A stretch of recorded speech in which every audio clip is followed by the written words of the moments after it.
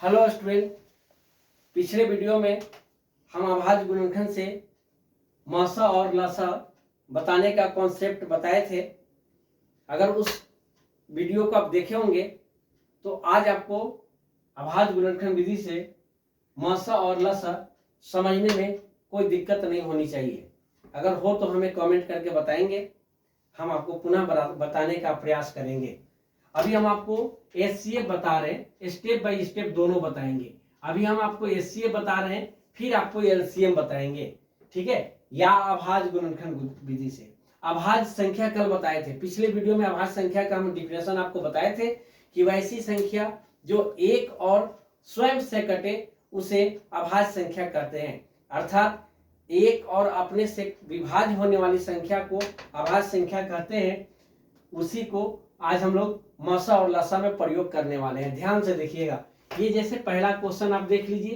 पहला क्वेश्चन है 15 और 45 का मासा निकालना है। कैसे निकालना है? अभाज्य गुणनखंड विधि से। ध्यान दीजिएगा, अभाज्य गुणनखंड विधि से मासा निकालना है तो 15 का हम पहले खंड करेंगे। 15 का पहले खंड करेंगे, वो भी अभाज्य संख्या के रूप में। याद रखिएगा, अभाज्य संख्या के रूप में। तो 3 और 5 का गुणनखंड कर दिए। 3 गुने 5 करेंगे आपको आ जाएगा 15। इसी तरह 45 का भी करेंगे तो 3 गुने 5, 3 3 9, 9 5 45। यहाँ 3 भी अभाज्य संख्या है और 5 भी अभाज्य संख्या है। तो अभाज्य संख्या के रूप में गुणनखंड किए, इसलिए इस गुणनखंड को अभाज्य गुणनखंड कहेंगे। अब इस गुणनखंड के सहारा से हम लोग मासा निकालने वाले हैं। इन दोनों का क्या निकालना है? मासा निकालना है। तो 15 का खंड किए तो 3 गुने 5 आया और 45 का खंड किए तो 3 गुने 5 आया। अब इसका क्या करना है? एचसीएफ निकालना है। एचसीएफ का मतलब मासा निकालना है। तो याद रखिएगा, जिसका मासा निकालना होगा, फिलहाल तो यही दोनों का निकालना है। जिसका मासा निकालना है उसमें देखना है कि दोनों में क्या कॉमन है। कॉमन यानी कि दोनों में मिलने वाला, दोनों में क्या क्या मिल रहा है। जितना जो मिल रहा है, जो मिल रहा है उसको आप ले लीजिए। देखिए, दोनों में 3 मिला तो ये को 3 ले लीजिए। मिलेगा तो ये को लेना है, 2 को नहीं लेना है। मिलेगा तो दोनों में से एक कॉमन एक को लेते हैं। और दोनों में देखिए यहाँ 5 भी मिल रहा है तो 5 भी, जितना मिलेगा उतना ही लेना है। याद रखिएगा, जो कॉमन है दोनों के खंड करने पर जो आया है, उस खंड में से जो कॉमन है वो लेना है। चाहे जितना मिले सब ले लेना है, लेकिन मिलने वाला ही लेना है। याद रखिएगा। तो दोनों में 3 मिला 3 ले लिए, दोनों में 5 मिला 5 ले लिए, यानी कि गुना का चिन्ह है। यहाँ गुना का चिन्ह है ना, ये दोनों में कर देंगे गुना। तो कितना आएगा? 3 गुने 5 यानी कि 15। यही आपका मासा हो गया। यही क्या हो गया? मासा हो गया। एक और क्वेश्चन यहाँ बताते हैं, देखिएगा। एक और क्वेश्चन यहाँ देखिएगा। यहाँ पर 8 और 12 का ले लीजिए, जो अभी कमेंट करने के लिए भी बताए थे। 8 और 12 का, तो इसका भी वही करेंगे जैसे इसका किए थे। और मासा में मिलने वाला, याद रखिएगा, हम बार बार बता रहे हैं, मासा में जो दोनों में मिलेगा वही लेना है। अब इसका कैसे बनेगा? देखिए, पहले 8 का खंड कर लीजिए। पहले 8 का खंड कर लीजिए तो 2 गुने 2, फिर 12 का खंड कर लीजिए, 2 गुने 3 हो गया दोनों का खंड। और याद रखिएगा, अभाज्य संख्या के रूप में 2 भी अभाज्य संख्या है। 2 भी अभाज्य, कल बताए थे कि सबसे छोटी सम और अभाज्य संख्या कौन होती है? 2 होती है। कल बताए थे। अगर कल का वीडियो नहीं देखे हैं तो आप जाके देख लीजिएगा, तो ये सारी बात आपको समझ में आ जाएगी। अभाज्य संख्या के अंदर 2 भी आता है। सबसे छोटी अभाज्य संख्या 2 ही कहलाता है। तो 8 का खंड किए तो 2 गुने 2 आया, और 12 का खंड किए तो 2 गुने 3 आया। अब दोनों से क्या निकालना है?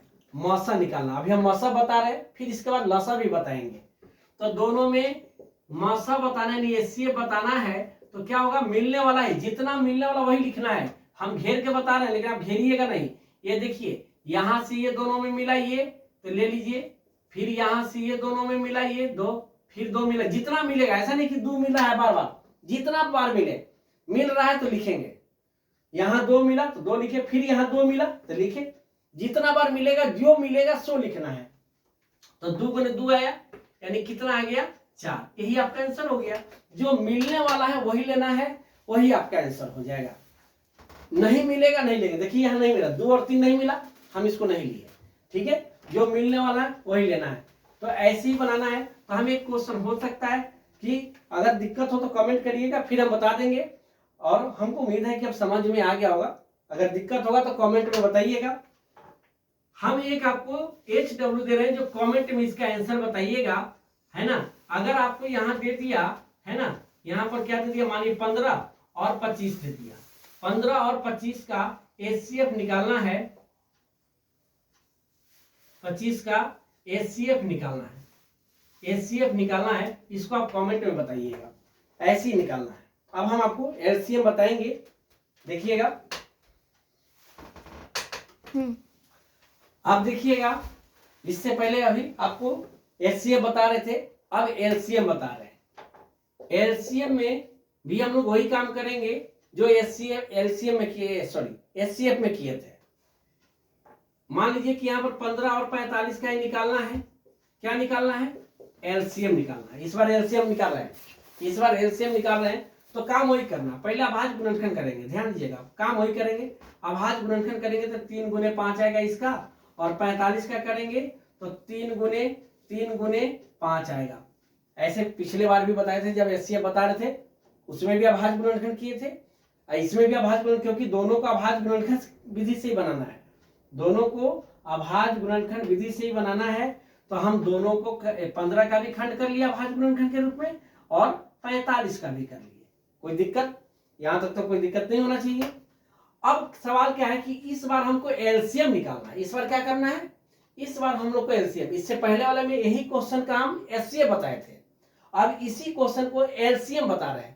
तो काम तो दोनों में गुणनखंड का ही करना है, तो गुणनखंड तो यहां तक करेंगे ही करेंगे। अब यहां के बाद हम लोग को अगर LCM निकालना है तो LCM के लिए क्या करेंगे कि इसमें पहले सुन लीजिए, इसमें क्या करना है कि पहले जो मिलेगा उसको ले लेना है, मिलेगा उसको ले लीजिए पहले। तो 3 मिला और क्या मिला, 5 भी मिला। जो मिलने वाला उसको पहले ले लीजिए, जो मिलने वाला है उसको पहले ले लीजिए। LCM में बता रहे हैं, जो मिलेगा उसको पहले लीजिए, और मिलने के बाद अगर कुछ बच गया तो बचल को लेना है। बचल का कितना है? 3। जो बच गया उसको भी लेना है। पहले सुन लीजिए, LCM में क्या करना है कि जो मिलेगा पहले उसको लेना है, जो मिलेगा पहले उसको लेना है, और उसके बाद जो बच गया उसको भी लेना है, जो बच गया उसको भी लेना है। इस प्रकार सबको गुना कर देंगे, क्योंकि सब गुना में रहता है, तो सबको गुना करेंगे तो 3 गुने 5 15, 15 तिया 45, ये आपका LCM कहलाएगा। फिर से बताते हैं, 15 और 45 का LCM निकालना है। तो 15 का पहले खंड कर लिए, 3 गुने 5 आया, फिर 45 का खंड कर लिए, 3 गुने 5 आया। निकालना क्या है? LCM। तो LCM कहता है कि पहले जो मिल रहा है उसको आप ले लीजिए, मिलने वाले को पहले लीजिए, और उसके बाद मिलने के बाद जो बच गया, मिलने के बाद जो बच गया उसको भी लीजिए। तो मिलने के बाद यही है, वो 3 बचा था, देख लीजिए, तो हम 3 को भी ले लिए। अब सब मिलने वाला इतना, अब बचल ही था, सब ले लिए, सबको यहां तक गुना कर देंगे तो कितना आ जाएगा? 45। ऐसी अगला देखिए, मान लीजिए कि यहां पर एक क्वेश्चन दे दिया आपको, यहां पर क्वेश्चन दे दिया, क्या दे दिया? 8 दे दिया, और आपको दे दिया यहां पर 16। ठीक है, 8 और 16 दे दिया।